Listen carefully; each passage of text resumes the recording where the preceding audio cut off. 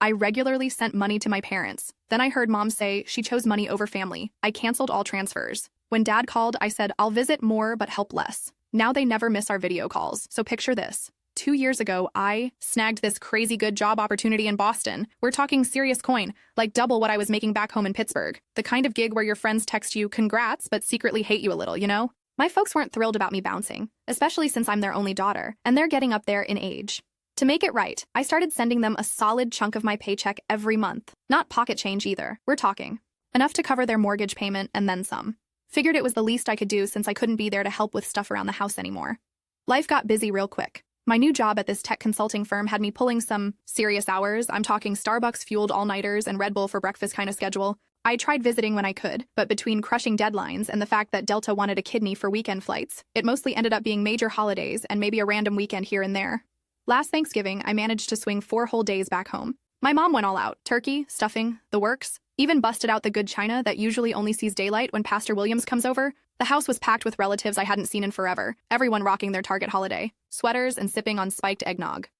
I was grabbing some ice from the garage freezer when I heard my mom's voice drifting in from the patio. She was talking to my Aunt Cheryl, not realizing the window was cracked open. Yeah, she's doing great. In Boston, making all that money, Mom said with this weird tone I couldn't quite place. She chose money over family, though. Rarely visits, even for holidays. At least the checks come on time. I froze harder than the ice in my hands. For real, it felt like someone had just sucker punched me right in the gut. All this time, I thought I was helping them out, making their lives easier. Turns out they were just cashing the checks and talking trash behind my back. I didn't say anything that night. Just smiled through dinner, posed for the family photos, and helped with dishes like nothing happened. But let me tell you, I was heated. The whole flight back to Boston, I kept replaying those words in my head. As soon as I got home, I pulled up my banking app and canceled every single automatic transfer to their account. Clicked that delete recurring payment button so fast my thumb nearly caught fire. Then I cracked open a White Claw and binged 3 episodes of Yellowstone to cool off. 2 weeks later, my dad called. I could tell something was up because he never calls unprompted. Man's allergic to phones unless it's to check ESPN scores. Hey, sweetheart, just checking in, he started, all casual like. By the way, we noticed the money didn't hit the account this month. Is everything okay with your job? Update. Y'all won't believe how fast my dad changed his tune when I told him what I was planning. I'm sitting here on my IKEA couch, heart pounding, wondering if I'm doing the right thing. Should I just let it slide and keep sending the money? Or stick to my guns? I've worked so hard to build my life here, but family is family, right? Everything's fine with work, Dad, I said, trying to keep my voice super chill. I just decided I'm going to invest more in our family relationships. I'll be visiting more often but helping less financially. There was this long pause, like awkwardly long, the kind where you check if your phone dropped the call. But we need money, not visits, he blurted out. Then immediately caught himself, like he realized he'd just said the quiet part out loud. How interesting, I said, channeling my inner therapist. I didn't realize my presence was worth so much less than my dollars. Another long pause. I could practically hear the gears turning in his head. That's not what I meant. He backpedaled harder than a Tour de France biker going downhill in reverse. Of course we want to see you, it's just, the money really helps with your mom's medication and the house repairs. I understand, I said, and I'll absolutely help out in emergencies. But I think it's time we focus on quality time instead of me just being your personal ATM. The conversation ended awkwardly, with him mumbling something about talking to Mom and getting back to me. After we hung up, I ordered a large pizza from Domino's, stress ate the whole thing, and had a good cry into my throw pillows from Target. For the next couple weeks, radio silence. I kept waiting for my phone to blow up, with guilt-trippy texts, but nada. Then something weird happened. Mom called on a Tuesday night, completely off-brand for her since her shows are on Tuesday nights, and interrupting The Bachelor is basically sacrilege in her book. We're setting up a weekly video call schedule, she announced without even saying hello. Sundays at 6 p.m. Your father's installing Zoom on the big TV so we can see you better. I nearly choked on my La Croix. Sure, Mom, that sounds great. And we're thinking of coming to visit you in Boston next month, if that's all right. Now I was genuinely shook. In the 2 years I'd lived in Boston, they'd never once mentioned wanting to visit. My apartment had a pull-out couch that had never been pulled out. Update. 6 weeks into this new arrangement, and I'm honestly floored. Just got off a 3-hour video call with my parents where Dad actually asked about my job without glazing over. Mom's planning their first ever visit to see me in Boston next month. But now I'm wondering, am I being too harsh? What if they really did need that money more than I realized? Should I find some middle ground or keep holding firm? The first video call was awkward as hell. Dad spent half the time adjusting the camera angle, and Mom kept yelling everything like the connection was bad, even though it wasn't. But we got through it.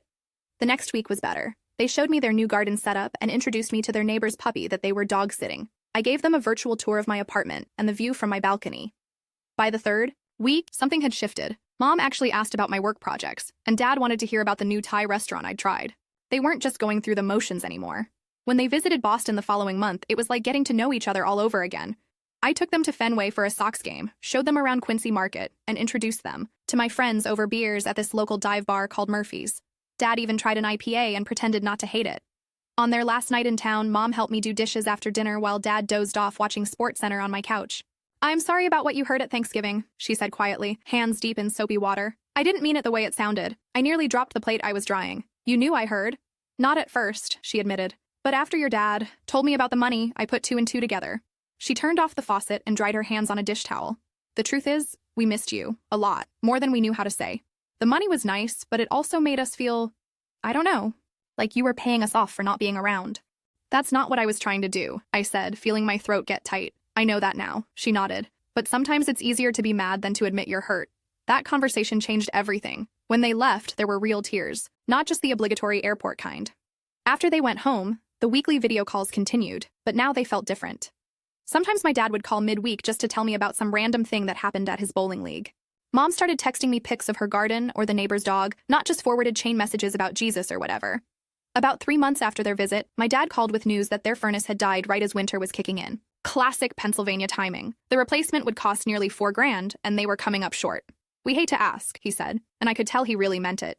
"But is there any way you could help? We can pay you back in installments." "I'll transfer the money tonight," I said without hesitation. "And it's not a loan, it's a gift." "We'll pay you back," he insisted. "Fine," I laughed. "Pay me back by coming to Boston for Christmas. I'll get you tickets to the Celtics game." He agreed so fast I could practically hear him fist-pumping through the phone. Later that night, I got a text from my mom. "Thank you, sweetheart. Not just for the furnace, for everything." It wasn't all smooth sailing after that. There were still moments of tension and old patterns trying to creep back in. Around Easter, they made a comment about me missing the family gathering, and I had to remind them that my job doesn't just hand out holidays whenever Pennsylvania decides it's family time, but overall, things were better, way better. I still send them money occasionally, but now it's for specific things: a birthday gift, help with an unexpected expense, or chipping in for a family vacation. Not a monthly obligation that makes them see me as a paycheck rather than a daughter. Update. It's been a full year since I stopped the regular payments, and I need to share what happened at Thanksgiving this time around. When Aunt Cheryl asked about my big city job, Mom jumped in with something that left me speechless. "I'm sitting here at the airport waiting for my flight back to Boston, wondering if I made the right call after all. Would love to hear if anyone else has navigated this family money tightrope and lived to tell the tale."